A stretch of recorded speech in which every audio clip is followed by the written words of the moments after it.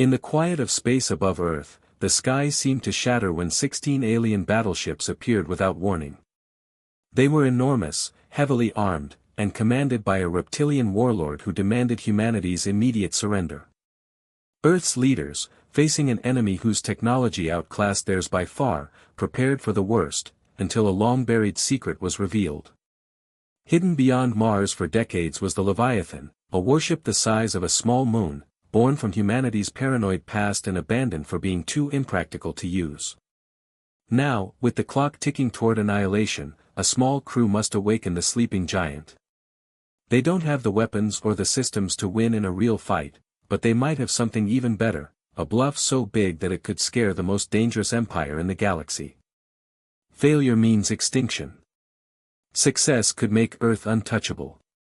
The challenge is simple to say, impossible to do: make the Leviathan look alive, and make the aliens believe. The first sign was a spike in every orbital sensor network. The second was the visual, 16 massive shapes tearing through spacetime, their arrival so precise that the collapsing warp fields looked like glass breaking in slow motion. In Earth's Orbital Defense Command Center, Commander Eliza Joanna stood frozen, a mug of coffee halfway to her lips. The holographic display lit up with flashing proximity warnings. She set the mug down deliberately. That's definitely not the Arcturian trade delegation. Major Dichi Tanaka, her executive officer, was already pulling up the scans. The largest vessel is over 8 kilometers long. Energy readings. Jesus Christ. Getting Admiral Hassan and the Security Council online now. The alien ships were arranged in a perfect formation, every one bristling with weapon ports. Then, as if on cue, every screen on Earth, military, civilian, even personal devices, went dark. A figure appeared, reptilian, violet-scaled, with 4 yellow eyes in a diamond pattern. Inhabitants of Sol 3, the alien said in flawless English, "I am Supreme Warlord Kazorth of the Xirax Dominion. Your system now falls within our territory. You will surrender immediately and serve as a tributary species, or we will cleanse your worlds and harvest your resources." The broadcast ended with a star chart showing their empire stretching across hundreds of systems. In the control room, Lieutenant Vega whispered the thought everyone had: "We're screwed." Joanna's gaze was sharp enough to cut steel. "That's defeatist talk. We've faced worse," Tanaka cut in, pale-faced. "Preliminary analysis says their weaponry outclasses ours by an order of magnitude. Our whole fleet couldn't take down one of those ships." Silence. Humanity had been in space less than a century. Their defenses were good enough against pirates or small powers, but not this. 6 hours later, deep under Geneva in Earth's unified government headquarters, the mood was grim. "I need options that don't involve the word surrender or extinction," said Secretary General Maya Okafor. Admiral Hassan looked older than he had that morning. "We've run 16 simulations. In the best case, we take down 3 of their ships before they wipe out our cities. There has to be something," Okafor pressed. A quiet voice from the back: "There is one thing." Heads turned. Admiral Ezekiel Gregory, retired for a decade, stood slowly. At 84, he was thin, fair-skinned, and steady-eyed. "With all due respect," Hassan began. "Now's not the Leviathan," Gregory interrupted. The room went still. "That's not funny," Okafor said carefully. Gregory didn't smile. Authorization code Gregory Epsilon 7794. "Look it up." Hassan entered it into a secure terminal. His doubt turned to shock. "This is real, very," Gregory said. "And it might save us." Okafor leaned forward. "You're telling me that during the faction wars, the North American Alliance built a warship the size of a small moon, and kept it secret?" "Not just them," Gregory said, moving to the center table. A hologram bloomed into being, an impossibly long vessel with weapon emplacements the size of stadiums. The Eurasian Confederation joined in. Then the Pacific Rim Coalition. By the end, all 7 factions were pouring resources into it. The ultimate deterrent. Commander Joanna stepped closer, unable to hide her awe. Jesus tap dancing Christ, Gregory chuckled. Weaponized geopolitical insecurity. The faction wars made everyone paranoid. So we collaborated, secretly, on the biggest, most absurd superweapon imaginable. Why have I never heard of this? Hassan demanded. Because it was a disaster, Gregory said bluntly. Too big to maneuver. Too power-hungry to run at full capacity. Bankrupted half the factions. When peace came, we mothballed it in a stable orbit beyond Mars. Buried the whole thing out of embarrassment. Major Tanaka frowned. You're telling me we built a moon-sized warship and just forgot about it? Repressed it, Gregory corrected. Like bad karaoke night. Joanna pointed at the hologram. These weapon ports, functional? Some, Gregory admitted. 60% installed but never tested. 40% are empty shells. General Martin muttered, we can't possibly crew something that size. You're missing the point, Gregory said, eyes bright. It doesn't have to work. It just has to exist. Let the Xerac see it.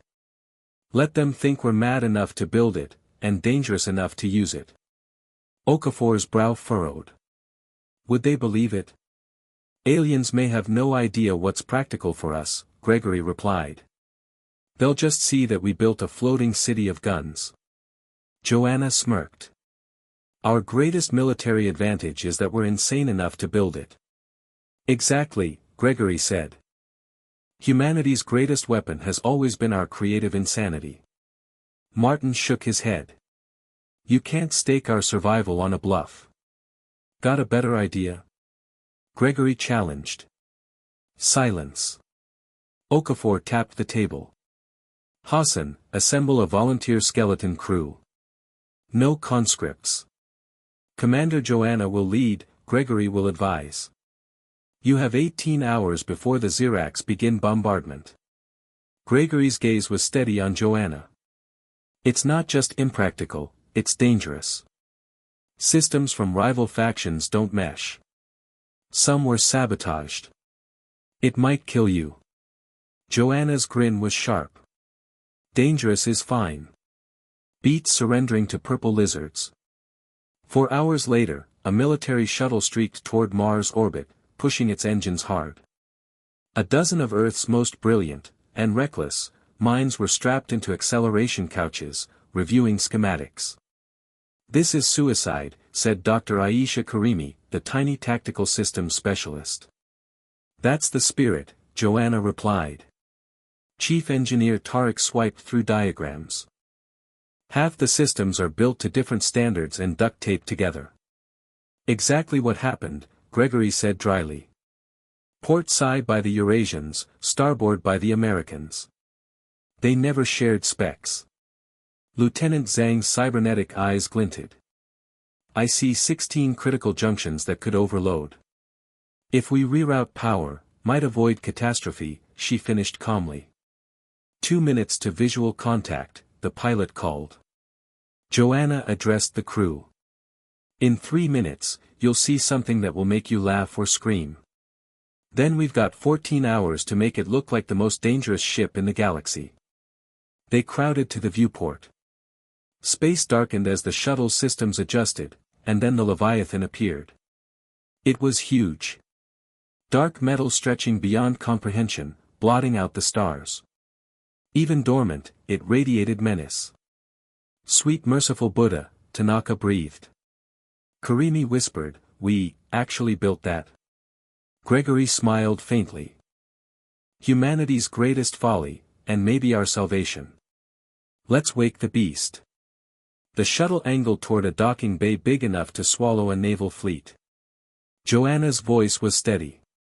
We've got 13 hours and 42 minutes to make history's biggest bluff work. Move. The docking clamps locked with a deep metallic thud that seemed to echo forever through the Leviathan's empty corridors. Dust floated in the air, disturbed by the first breath of movement the ship had felt in decades. Commander Joanna stepped out of the shuttle, boots landing on cold alloy plating. The docking bay was so large she couldn't see the far wall, only darkness broken by faint, flickering emergency lights. "Welcome to your new home," Gregory said, stepping down beside her. Tarek the chief engineer let out a low whistle. "This place is a cathedral to overcompensation." "Get used to it," Joanna said. "Let's move." We split into 3 teams, engineering, systems, and visual. Engineering gets the reactors humming. Systems makes sure the lights, weapons, and comms at least pretend to work. Visual makes this thing look like a nightmare from across the solar system. Karimi raised a brow. "Visual?" Joanna grinned. "Intimidation is an art form." They moved into the inner corridors. The Leviathan was a maze, half-built control rooms, abandoned workshops, massive empty chambers meant for crews of thousands. Some doors were still sealed with faction-specific biometric locks, useless now without their original command staff. Tarek swore softly as they reached reactor control. 3 reactors. All offline. 2 still in vacuum seal. And, wow, one is missing half its containment shielding. "Can it still be powered up?" Joanna asked. Tarek ran his scanner over the first unit. "Maybe. But it's going to run hot, and there's no telling what's fused from decades of inactivity." "Do it," she said. "Even if it's for show." Zong the cyber officer slipped into a half-dead console, fingers flying over the alien mix of input panels. The ship's original OS was a nightmare of political sabotage. "I found 6 different encryption standards fighting each other for dominance. Give me an hour, and I can fake unified control." "That's my girl," Gregory said approvingly. Meanwhile, Karimi's team was setting up large-scale projection rigs along the hull.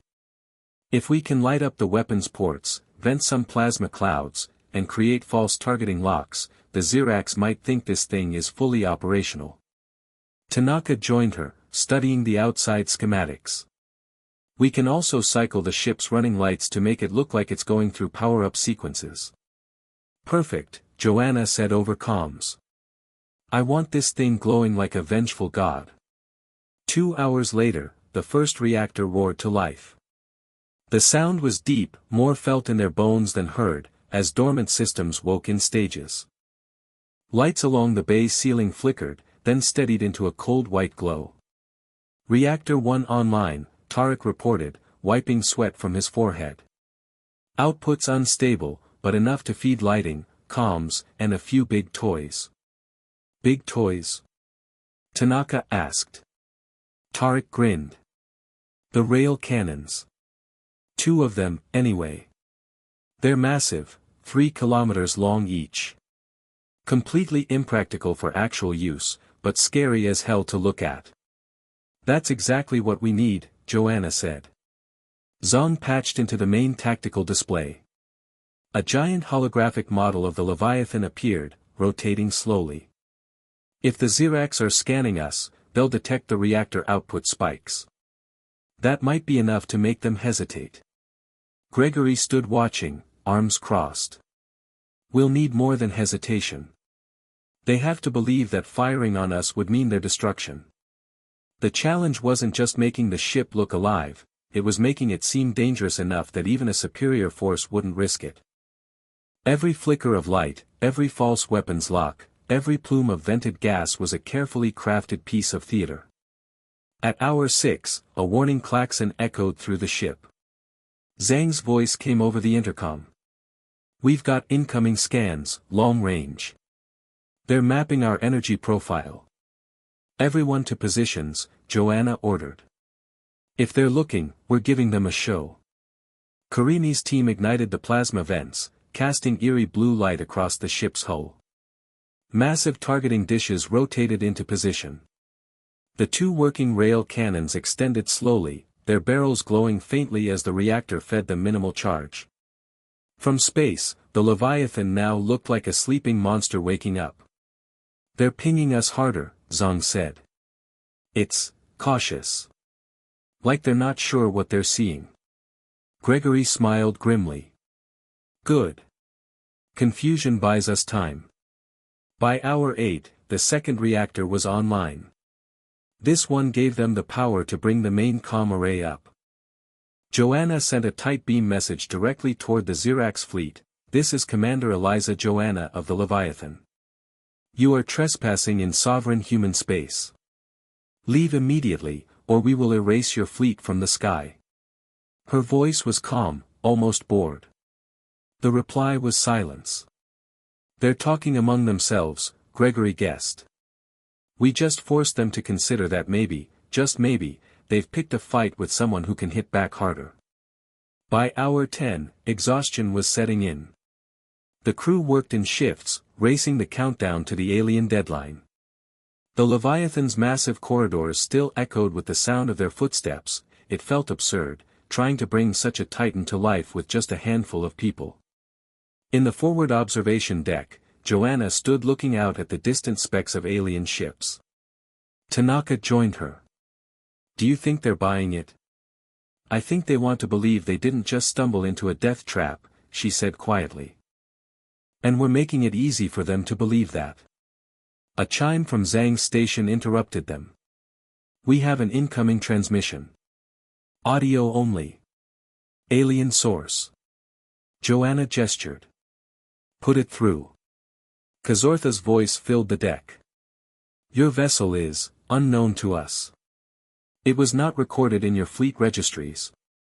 State its designation and capability. Joanna's eyes narrowed. Designation, Leviathan. Capability, sufficient to end your empire. A pause. The alien's tone shifted, just slightly. We will require proof. The channel closed. Tanaka looked uneasy. Proof. That's going to be a problem. Gregory stepped forward from the shadows. Not if we fake it well enough. We have rail cannons that work, remember? All we need is a target. Joanna thought for a moment, then turned to Zong. How close is the asteroid belt from here? 30 minutes at half burn, Zong said. Joanna's grin returned. Perfect. Let's give them a demonstration. Within minutes, the Leviathan's massive engines were coaxed into life. They rumbled like an approaching storm, shaking the whole vessel.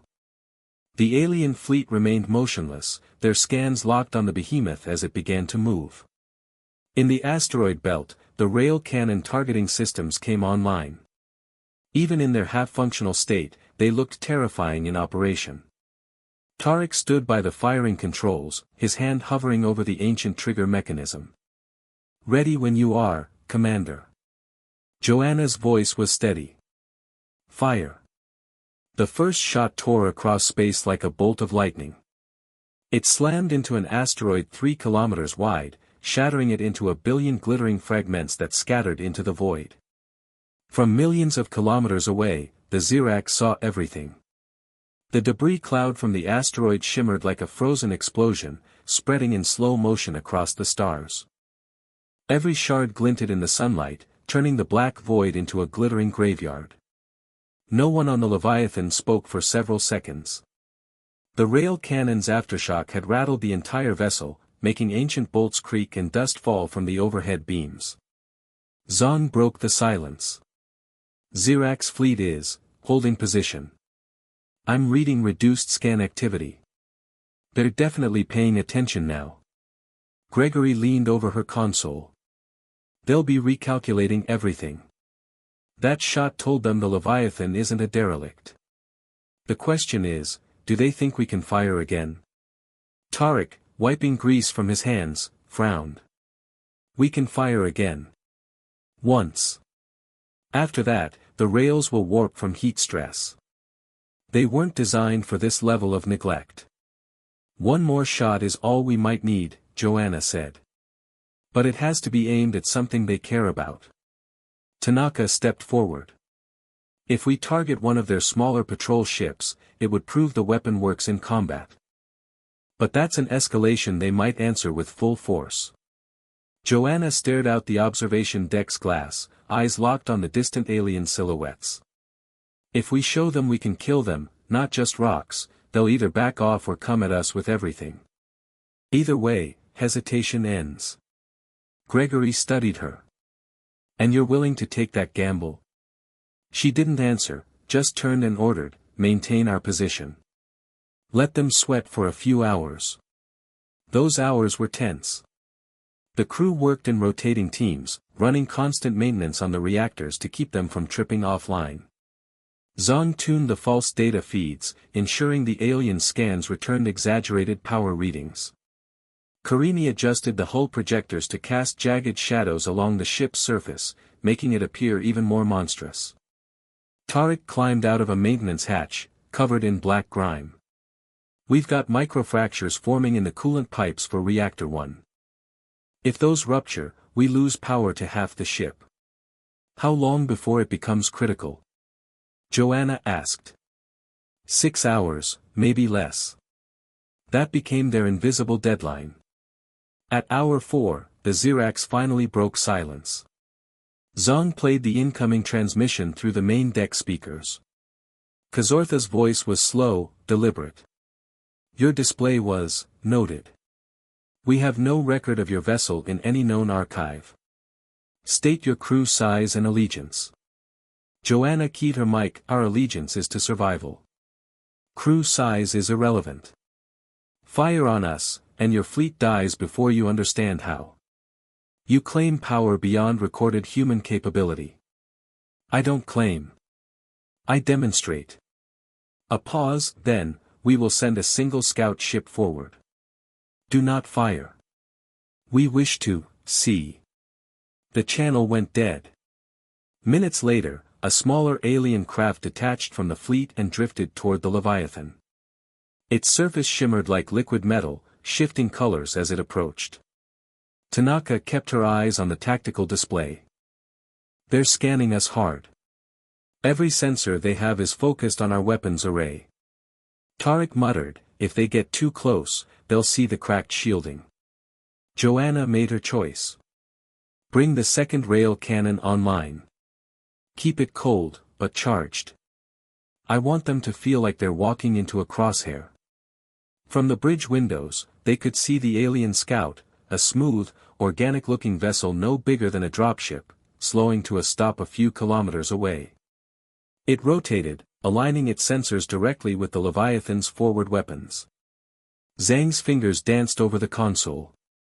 They're transmitting low-band data to the rest of the fleet. Probably confirming visuals. Joanna leaned toward her mic. Scout vessel, you are within range of immediate destruction. Confirm retreat, or be erased. The alien ship held position for a tense 20 seconds. Then it slowly rotated away and glided back toward the fleet. Gregory let out a breath he hadn't realized he'd been holding.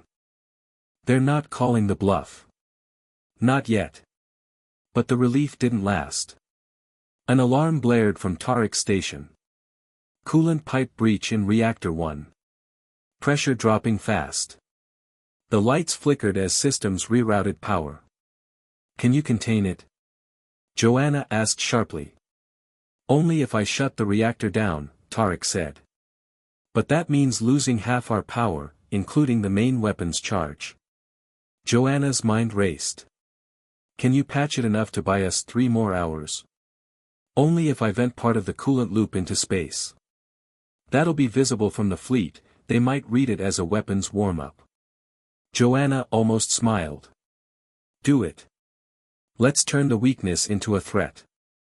Minutes later, a plume of supercooled gas vented from the Leviathan's port side, curling in a bright, ghostly arc across the void. On sensors, it looked like a massive plasma charge building in the ship's core. They're reacting, Zhang said.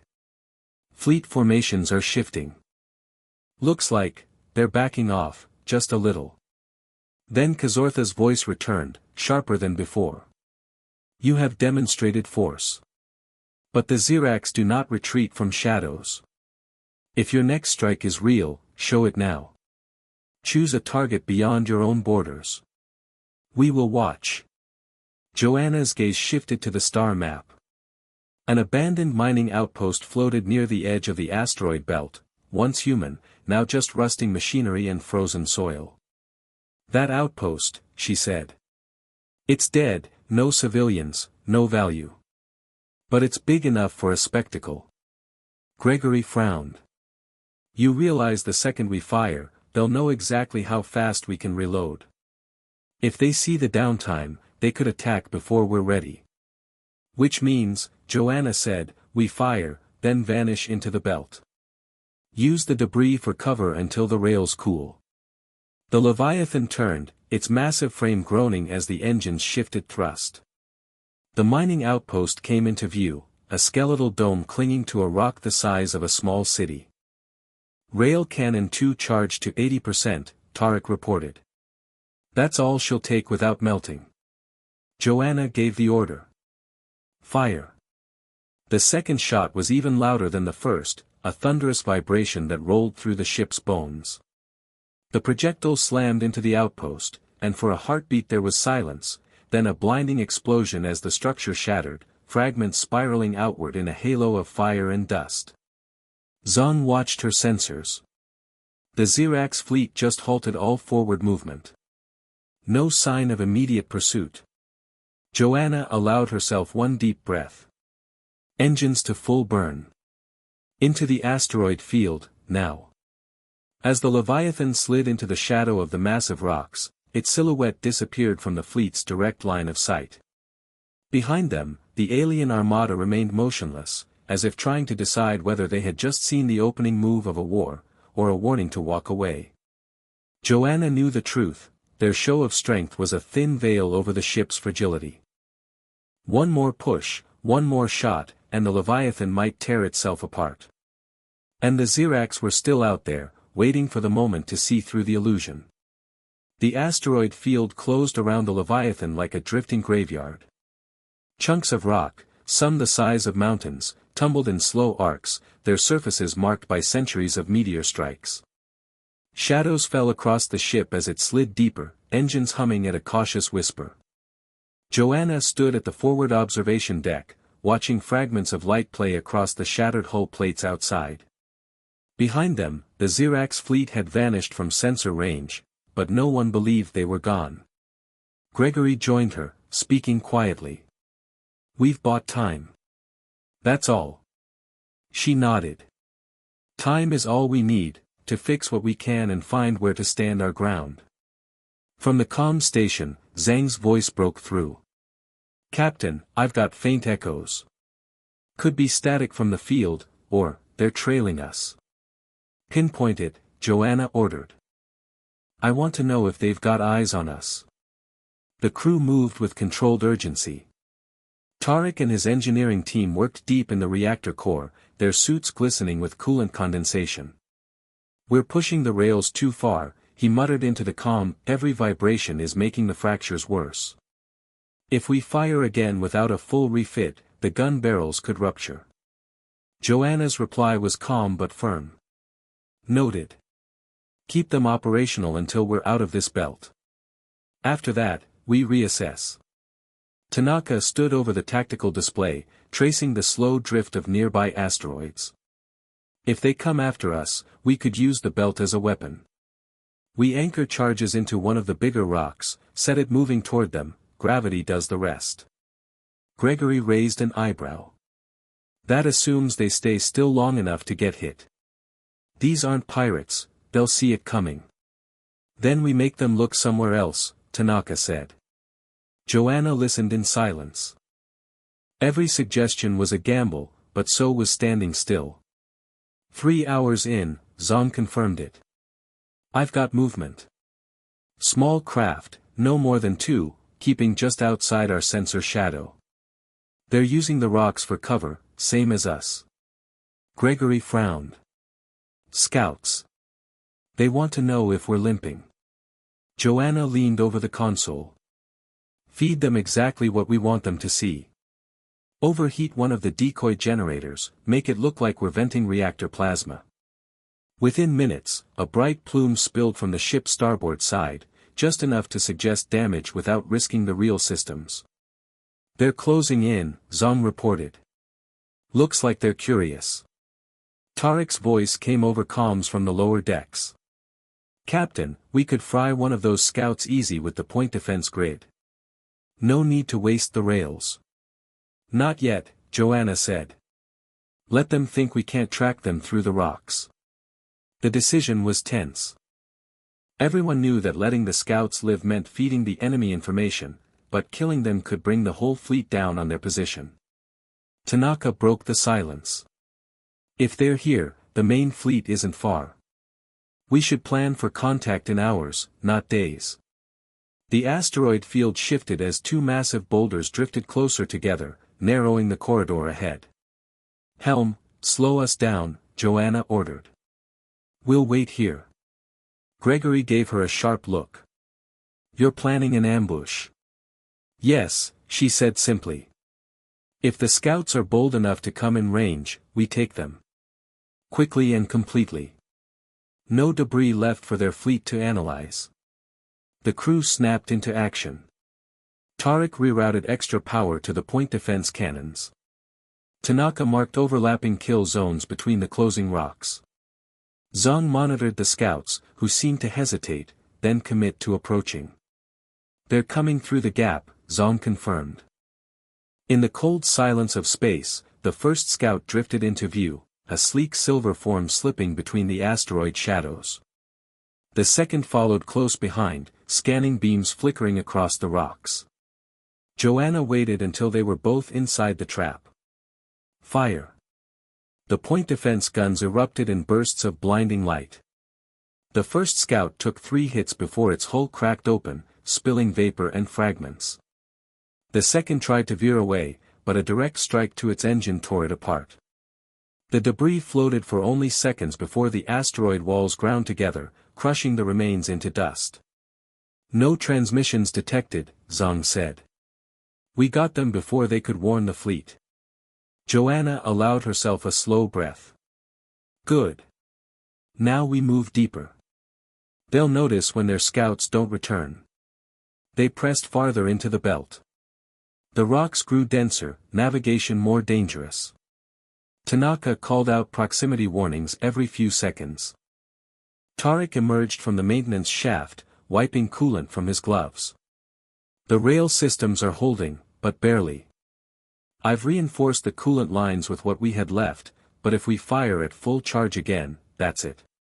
One last shot. Then we make it count," Joanna said. Hours later, Zong picked up a faint, rhythmic ping. Not Xirax. Human signal. Low-band distress code, coming from, there. She pointed to a cluster of asteroids about 200 kilometers off their course. Gregory was suspicious. "Could be bait. Lure us out of hiding so the fleet can pounce. Or it's someone who didn't get the memo that this belt's a war zone," Tariq said.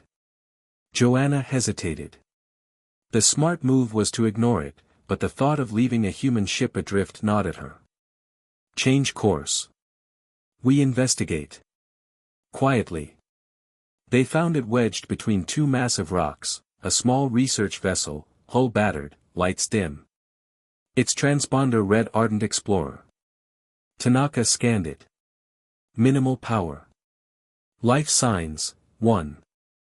Faint. Joanna ordered a boarding team. Tariq and Tanaka suited up, crossing the short distance with mag boots and tethers. Inside, the ship was silent, its corridors lined with frost. They found the survivor strapped into the cockpit chair, a young woman, pale and barely conscious. Her breath fogged in the freezing air. "Name's Alara," she whispered as they unbuckled her. Don't let them find me." Back on the Leviathan, Alara sat wrapped in thermal blankets, sipping water. She looked at Joanna with haunted eyes. "The Xirax, they're not just scouting. They're hunting for something. They think humans have it. I saw them tear apart a science convoy looking for it." Gregory leaned forward. "Looking for what?" She shook her head weakly. "I don't know. But they think it's on a ship. Maybe yours. The bridge went silent. Joanna's voice was low, steady. Then we make sure they keep thinking that, on our terms.